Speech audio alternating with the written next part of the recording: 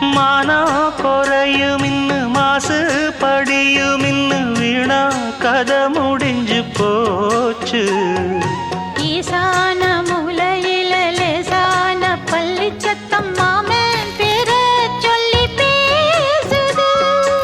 ஆறாத சோகந்தன்ன தீராம சேர்த்து வச்சு ஊரும் சேர்ந்து என்ன ஏசுது.